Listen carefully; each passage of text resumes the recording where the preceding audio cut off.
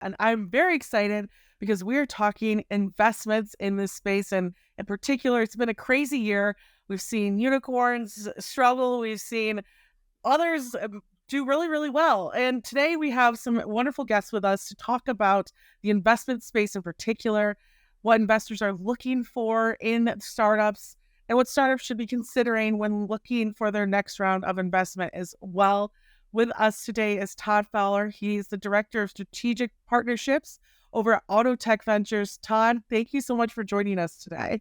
Hey, Grace. Thanks so much for having me. And that's a good intro. There's certainly a lot going on. Yeah, we've had positives, and negatives here and there. It's definitely not the environment we saw a couple years ago where money was cheap and it was going everywhere. But I think that's great for us to kind of learn from the past few years and really help our audience kind of gauge what we should expect going into this brand new year as well. And I'd love if you could share some of your insights just on specific technologies, innovations that you think are the most attractive and exciting for investors today. Yeah, sure, Grace. Certainly happy to. And it is interesting where the environment is different than what we've been in the past couple of years. We're still seeing a lot of great, startups, a lot of great technology. Our deal flow here at Autotech is still, we're up significantly year over year and seeing a lot of innovation in the freight tech space. Specifically to, I think, kind of your question and what you're asking for, I'll shy away a little bit from kind of what's in the headlines. Of course, everybody's attracted to anything that's kind of AI related in that space. But we're seeing a lot of things that are very specific, in the freight markets to, things along the innovation in the cash payment processing cycle. And so it's not super exciting, but it's things that help the efficiencies in the back office, AREP, structuring documents, those things, which are really important when you think about, where the industry is as far as, processing payables and how important that is and some efficiencies there. We're also seeing a lot of really interesting and neat technologies inside the warehouse, so within the four walls. We look at everything across the supply chain. So that includes moving of people and goods, and that's just not on the roads. It's also in the warehouses. So a lot of things, related to robotics and technology, scanning within the warehouses. And again, when we think about the pain points, labor availability, efficiencies, those are all things, that we're seeing a lot of neat startups in. And I'd say the last big area that I'd circle that we're seeing is, we know that a lot of the transition in the space isn't going to be, overnight to fully autonomous. So we're seeing a lot of kind of bridge applications, things that are helping from the environment that we're in today to where the environment's going to be, 10 or 15 years down the road. And so again, I mean, that could be something on the autonomous side. That could be something on the automation side, with robotics and some things along those lines. But really still seeing a lot of great innovative startups and a lot of interesting things in the space right now. I love all of those. I mean, one of my top favorites is back office. I always tell people if you're looking for a problem, just go hang out with accounting and you'll probably find something in the first 10 to 15 minutes that needs some updating operationally, or at least some really nice tech to keep it flowing. How does your team go about assessing these different types of technologies and their need for them in the market, and almost like their true value of what they're looking to innovate? Yeah, Grace, we're really fortunate. We have a significant amount of our capital that we're investing comes from our corporate limited partners. So we have within our network across our three funds, probably 40 or so limited partners who've invested with us. And it really creates a good flywheel for us. It gives us a great network where we can go out and we can really do due diligence and kind of ask questions, about things that we're getting pitched and things that we're seeing, from 25,000 feet. How does that really work at 5,000 feet, or how does that work at ground level? So we're able to talk to people who are really using some of this technology day to day. And across our limited partner base, we've got companies that are very specific transportation, logistics, large, providers in that space, to companies that do manufacturing and things across the supply chain. And so we've got some diversity of who we're able to speak to. So certainly that's, one of the areas that we're able to, or one of the ways we're able to diligence things that we're seeing. And of course, just across our ecosystem. I've been involved in the transportation logistics space for, I don't really want to say 20 years, but it's getting close to that period of time. And have been fortunate to really develop a lot of good contacts Our team has a very strong network. And we've got some very good venture partners, people who work with us that are very close to the space. And so you can probably tell from my answer, we're leaning on a lot of our friends as we diligence and we think about the startups that we're looking at. Yeah, that makes sense. And I think it's interesting. A lot of times, we have we just had our F3 event, and you see this across the space as well. A lot of different firms come together and come not only invest in the same companies, but like you said, kind of back each other up and make sure that due diligence is done. And speaking of kind of that due diligence, when you're evaluating startups, what are some of the key qualities that you look for in founders? And what do you think leads to a successful founder from your past experiences? Yeah, it's a great question. And I think, as you know, and probably everybody listening to this, there's no one specific answer. I mean, so it's not that there's, one pedigree that basically is a guarantee for success. I think like a lot of other VCs, I mean, we're always, happy with the very shiny founders that have the right pedigree and the right background, the flashy logos of maybe work experience or some successful exits. There's certainly no doubt that that's important to us and something that we consider. But definitely in the freight tech space, the things that we care about are people who know the space very well. And I think one of the lessons over the last 4 or 5 years has been that this is a unique space, and that people who had certainly spent time in the transportation space in different capacities and operating capacity, but in an environment where they know the industry, they know the market. That's certainly very important to us. And certainly, as we've seen recently, and you mentioned this kind of in the overview, I mean, it's a more challenging market right now. So things have changed from the availability of funding. And so, we want founders who are going to be able to grind and roll up their sleeves and work hard, because this is an environment where, look, when, the cycle was in everybody's favor, there was a lot of freight, there was a lot of disruption, and that creates a lot of opportunity. This is certainly a different market from a cyclical standpoint, and it takes a different founder to navigate, these markets. So, again, probably not too much of a surprise, and kind of, the typical shiny things that we like, but very specific to this space.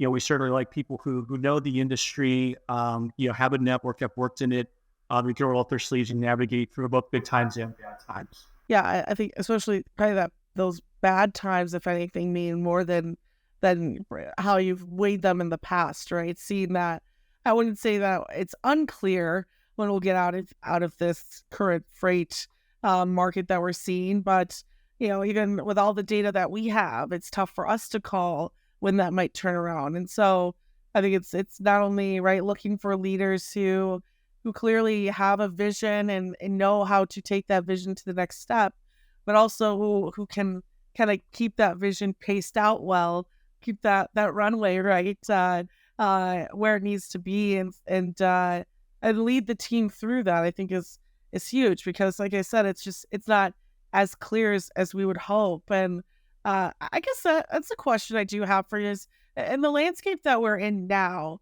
how has the work that you've done changed over the last couple of years? What was it like for you and looking for companies to invest in a couple of years ago, right, when it was just a beautiful market for it, and today? Do you feel more reserved? Do you feel taking a risk means more? How do you look at the current market today and the work that you do? Yeah, so it's a great question. And I think one of the benefits that we've had is being sector focused and really looking at supply chain and mobility since the inception of our firm back in 2016, is that we like to consider ourselves natives or locals to this space versus tourists. And it's not supposed to be kind of a comment at anybody else investing in the space, but it's something that we've looked at for a long period of time. And so, Grace, don't get me wrong. I mean, it's always hard work. There's always a lot of work that we have to do. That piece hasn't changed. But the piece that's, maybe nothing's easy in any of this, but maybe a little bit more refreshing is that, some of the people who were tourists and looking at the space because it was one of the hot spaces, coming out of COVID with all of the disruption in the past couple of years, the momentum has faded. And so certainly that creates challenges. The cyclical factors, aren't necessarily as strong, but it certainly has helped because, we've been involved in the space. We've looked at a lot of these companies over the years. We've followed them and we've tracked them. And so we've been able to continue to mark that progress. And so, Certainly teasing out, what's cyclical and what's secular, what's really driving the business. Those are still very important things for us. But the fact that, maybe some people who were in the space because it was one of the hot spaces with a lot of momentum, have moved on. That's been maybe one of the silver linings behind the environment that we're operating in currently. Makes a lot of sense. And speaking of course, the work that you've done, I mean, to review some of these wonderful companies you've been a part of: ShipHawk, Neutral, Clear Now, Pickup, which is acquired, right? Basic Block, Truck Labs, HDVI.